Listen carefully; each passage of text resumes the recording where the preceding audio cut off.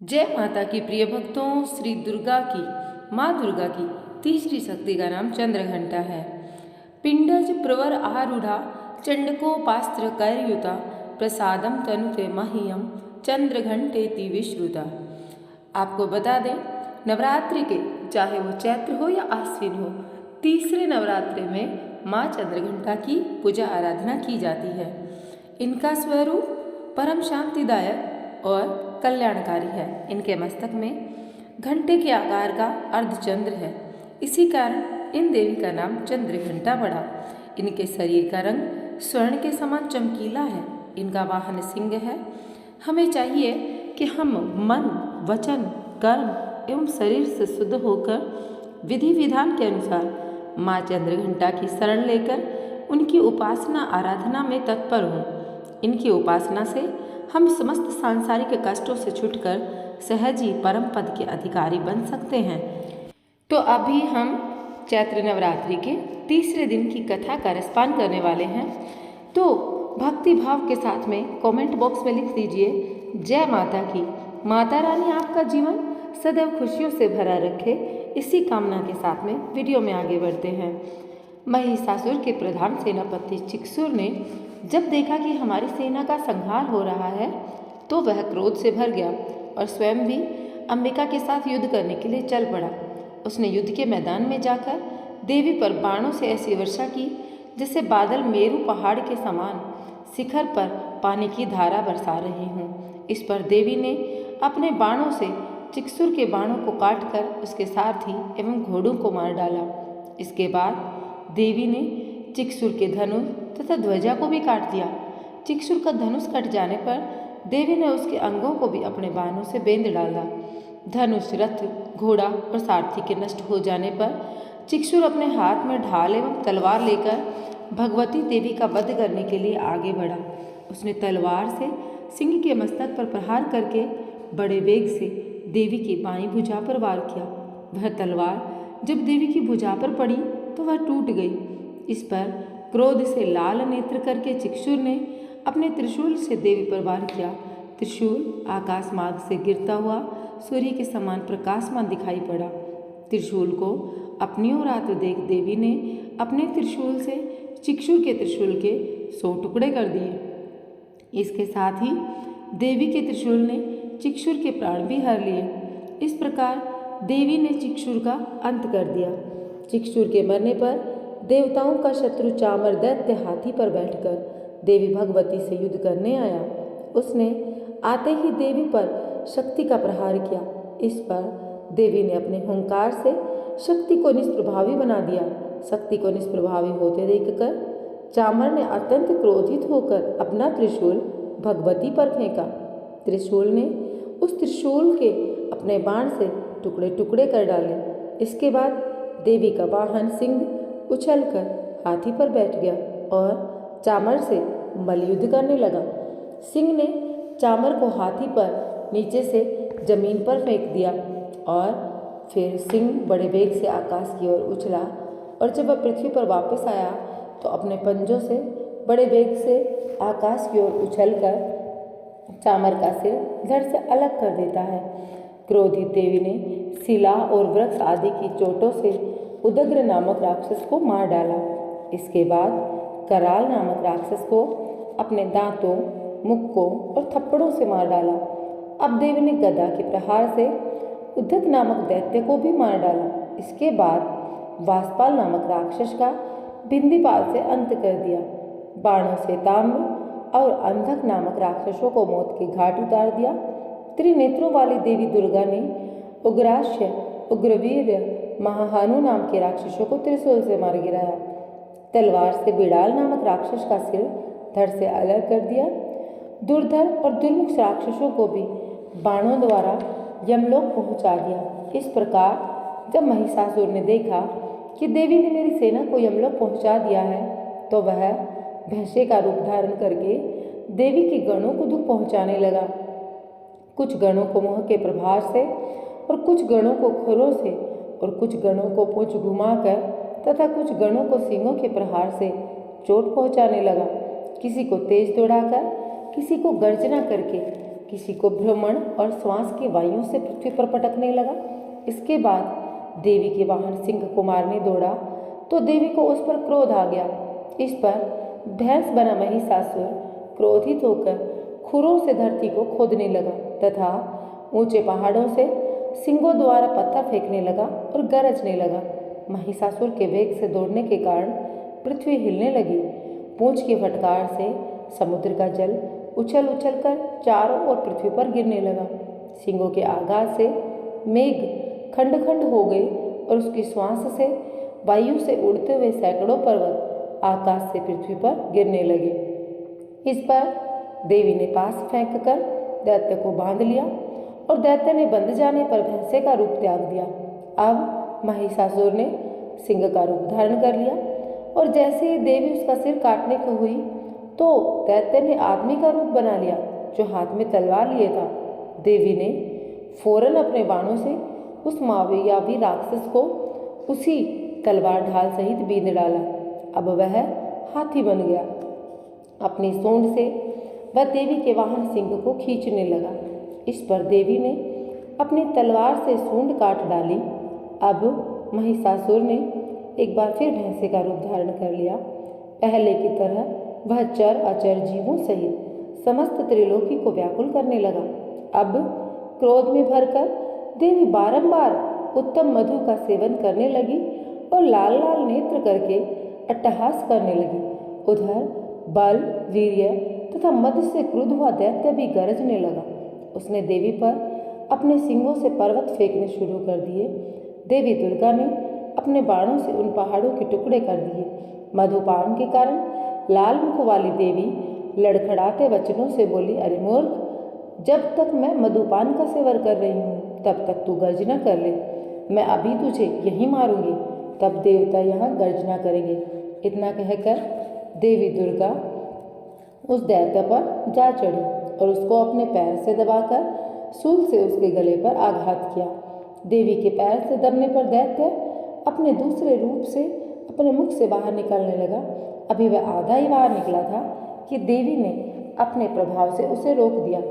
अब वह आधा निकला हुआ ही राक्षस युद्ध करने लगा तो देवी ने तलवार से उसका सिर काट दिया। इस प्रकार राक्षस महिषासुर का अंत हो गया और महिषासुर के मारे जाने पर दैत्य सेना हाहाकार करने लगी। तब उस सारी सेना का भी देवी ने नाश कर दिया।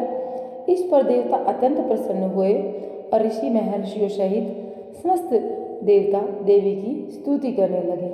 गंधर्व राज गान करने लगे, अप्सराएं नृत्य करने लगी। तो प्रिय भक्तों, यहाँ पर महिषासुर का वध देवी ने कर दिया था। यह कथा हमने सुनी। अब मैं आप लोगों को आगे तीसरे दिन की जो कथा है माँ चंद्रघंटा के प्रकाट्य की कथा वह सुनाने वाली हूँ। तो माँ चंद्रघंटा के प्रकाट्य की कथा आप लोग पूर्ण श्रद्धा भाव के साथ में सुनेगा। देखिए, जैसा कि मैंने आप लोगों को बताया कि माँ चंद्रघंटा का स्वरूप कैसा है। माँ चंद्रघंटा के बारे में मैंने आप लोगों को कुछ तो विस्तृत में जानकारी दे दी है, लेकिन अब हम माँ चंद्रघंटा का प्रकाट्य कैसे हुआ वह यहाँ इस वीडियो में सुनने वाले हैं। तो देखिए, धार्मिक ग्रंथों में पौराणिक कथा जो है उसके अनुसार प्राचीन समय में देवताओं और असुरों के बीच लंबे समय तक युद्ध चला।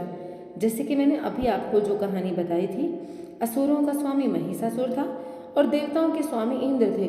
महिषासुर ने देवताओं पर विजय प्राप्त करके इंद्र का सिंहासन हासिल कर लिया था और स्वर्गलोक पर राज करने लगा। इसे देखकर सभी देवतागण परेशान हो गए और इस समस्या से निकलने का उपाय जानने के लिए त्रिदेव ब्रह्मा, विष्णु और महेश के पास गए। देवताओं ने बताया कि महिषासुर ने इंद्र, चंद्र, सूर्य, वायु और अन्य देवताओं के सभी अधिकार छीन लिए हैं और उन्हें बंधक बनाकर स्वर्गलोक का राजा बन गया है। देवताओं ने बताया कि महिषासुर के अत्याचार के कारण अब देवता पृथ्वी पर विचरण कर रहे हैं और स्वर्ग में उनके लिए कोई जगह नहीं है। ये सुनकर ब्रह्मा, विष्णु और भगवान शंकर को बहुत गुस्सा आया। तीनों देवताओं के गुस्से की कोई सीमा नहीं थी और गुस्से की वजह से तीनों के शरीर से ऊर्जा उत्पन्न हुई और देवगणों के शरीर से निकली ऊर्जा भी उस ऊर्जा से मिल गई। तो ये 10 दिशाओं में व्याप्त होने लगी। तभी वहाँ पर एक देवी का अवतरण हुआ। भगवान शंकर ने देवी को त्रिशूल और भगवान विष्णु ने चक्र प्रदान किया। इस प्रकार अन्य देवी देवताओं ने भी माता के हाथों में अस्त्र शस्त्र दिए। इंद्र ने भी अपने वज्र और ऐरावत हाथी से उतरकर एक घंटा दिया। सूर्य ने अपना तेज और तलवार दिया और सवारी के लिए सिंह दिया। तभी उनका नाम चंद्रघंटा पड़ा। अब यह जो देवी थी, यह महिषासुर से युद्ध करने के लिए पूर्ण रूप से तैयार थी और इन्हीं देवी ने महिषासुर को मौत के घाट उतारा था और उसका अंत किया था।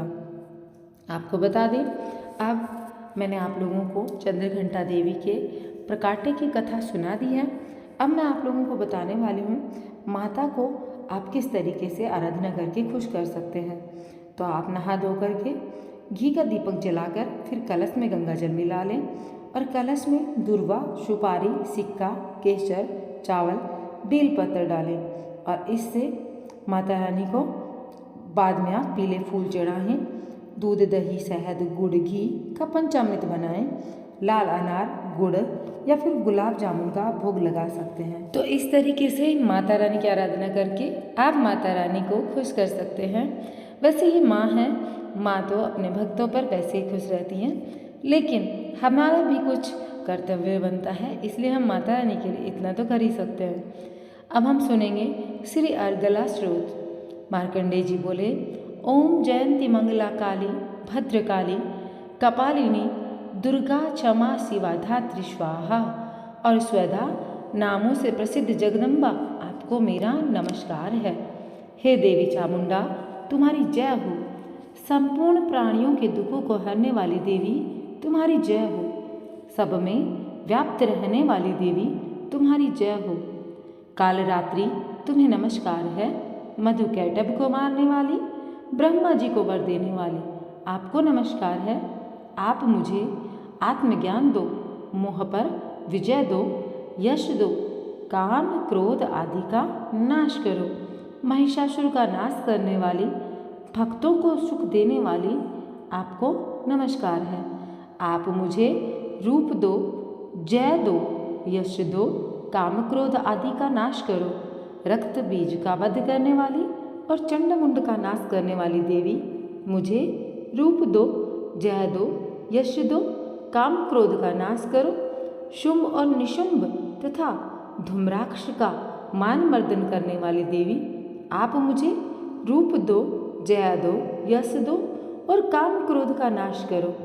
सब प्राणियों द्वारा वंदित युगल चरणों वाली तथा सबको संपूर्ण सौभाग्य प्रदान करने वाली देवी आप मुझे रूप दो, यश दो, जय दो, काम क्रोध का नाश करो। हे देवी, आपका रूप और चरित्र अचिंतनीय है। आप सब प्रकार के शत्रुओं का विनाश करती हो। आप मुझे रूप, यश और जय प्रदान करो तथा काम क्रोध का नाश करो। हे पापों को हरने वाली चंडिके, जो भक्त आपके चरणों में मस्तक झुकाते हैं उन्हें रूप, जय और यश प्रदान करो तथा काम क्रोध का नाश करो। हे व्याधियों का नाश करने वाली चंडिके, जो भक्त आपकी स्तुति करते हैं उन्हें रूप दो, जय दो, यश दो और काम क्रोध का नाश करो। हे चंडिके, जो भक्तिपूर्वक आपकी निरंतर पूजा करते हैं उनको रूप, जय, यश प्रदान करो और काम क्रोध का नाश करो। हे चंडिके देवी, आप मुझे सौभाग्य और आरोग्य प्रदान करो। मुझे परम सुख प्रदान करो। मुझे रूप, जय और यश प्रदान करो। काम क्रोध का नाश करो। हे भगवती, मुझसे द्वेष रखने वालों का नाश करो। मुझे बलवान बनाओ। मुझे रूप, यश और जय दो तथा काम क्रोध का नाश करो। हमारा कल्याण करो। हमें उत्तम संपत्ति दो। रूप दो, यश दो और हमारे काम क्रोध का नाश करो। हे अंबिके, आपके चरणों में देवता और असुर दोनों ही अपने माथे के मुकुट की मणियों को घिसते रहते हैं। आप अपने भक्तों को रूप, यश और जय दो और काम क्रोध का नाश करो। हे देवी, अपने भक्तों को विद्यावान, यशवान, लक्ष्मीवान बनाओ। मुझे रूप दो, जय दो, यश दो और काम क्रोध का नाश करो। हे चंडिके, बड़े बड़े दैत्यों का अभिमान चूर्ण करने वाली देवी, मैं आपको प्रणाम करता हूँ। आप मुझे रूप दो, जय दो, यश दो और मेरे काम क्रोध का नाश करो। चार मुखों वाले ब्रह्मा जी द्वारा प्रशंसित चार भुजाएं धारण करने वाली परमेश्वरी, मुझे रूप दो, यश दो, जय दो और काम क्रोध आदि शत्रुओं का नाश करो। हे देवी अम्बिके, भगवान विष्णु नित्य निरंतर भक्ति पूर्वक आपकी स्तुति करते रहते हैं। आप रूप दो, जय दो, यश दो और काम क्रोध आदि शत्रुओं का नाश करो। हे परमेश्वरी, हिमालय सुता पार्वती के स्वामी भगवान शंकर आपकी स्तुति करते रहते हैं। आप हमें रूप, जय और यश प्रदान करो और काम क्रोध आदि शत्रुओं का नाश करो। हे परमेश्वरी, इंद्राणी के पति इंद्रदेव भी आपकी स्तुति करते रहते हैं। आप हमें रूप, जय और यश प्रदान करो और काम क्रोध आदि शत्रुओं का नाश करो। हे देवी, आप प्रचंड भुज दंड रखने वाले दैत्यों का घमंड चूर करने वाली हो। आप हमें रूप दो, जय दो, यश दो और काम क्रोध आदि शत्रुओं का विनाश करो। हे अंबिके, आप अपने भक्तों को अपार आनंद देने वाली देवी हो। हमें रूप, जय, यश प्रदान करो और काम क्रोध आदि शत्रुओं का नाश करो।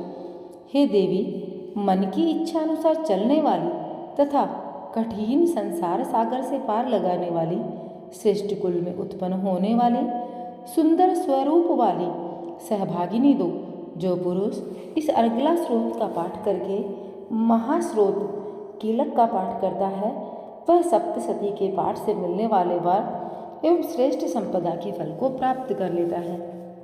तो प्रिय भक्तों, यहाँ पर हमने अर्गला स्रोत का जो पाठ था वह सुन लिया है। अब मैं आप लोगों को कीलक स्रोत, जो कि आप लोगों को अवश्य सुनना चाहिए, वह सुनाने वाली हूँ। तो वीडियो को पूर्ण श्रद्धा भाव के साथ में संपूर्ण देखिएगा। श्री जगदम्बा जी की प्रसन्नता हेतु नवरात्र व्रत में इस स्रोत का विनियोग है। ओम चंडिका देवी को नमस्कार है। मार्कंडेय जी बोले, ओम, मैं उन भगवान शंकर जी को प्रणाम करता हूँ जो त्रिनेत्र वाले हैं, जो मोक्ष प्रदान करने वाले हैं तथा जिनके मस्तक पर अर्धचंद्रमा शोभायमान है। जो व्यक्ति इन कीलक मंत्रों को जानता है, वही पुरुष कल्याण की प्राप्ति का अधिकारी है। जो अन्य मंत्रों के साथ सप्तशती स्रोत से देवी की स्तुति करता है, उसको इससे ही देवी की सिद्धि प्राप्त हो जाती है। उसे अपने कार्यों की सिद्धि हेतु दूसरे देवी देवताओं की साधना करने की आवश्यकता नहीं होती। लोगों के मन में शंका थी कि केवल सप्तशती की उपासना से या सप्तशती को छोड़कर अन्य मंत्रों की उपासना से भी समान रूप के कार्य सिद्ध हो जाते हैं क्या? समस्त उच्चाटन आदिक इसी से सिद्ध हो जाते हैं। इस प्रकार की लोगों को शंका हुई। तब उस शंका के निवारण के लिए भगवान भोलेनाथ ने सब लोगों को बुलाकर आज्ञा दी। यह सब सिद्धियां देने वाला शुभ स्रोत है। इसके पश्चात भगवान भोलेनाथ ने चंडिका के सप्तशती नामक स्रोत को गुप्त कर दिया और इस स्रोत के पाठ द्वारा प्राप्त होने वाला पुण्य कभी समाप्त नहीं होता। अतः इस कीलक मंत्र को पूरी तरह से जान लेना अति आवश्यक है। साधक सभी प्रकार से क्षेम प्राप्त कर लेता है, इसमें तनिक भी संशय नहीं है।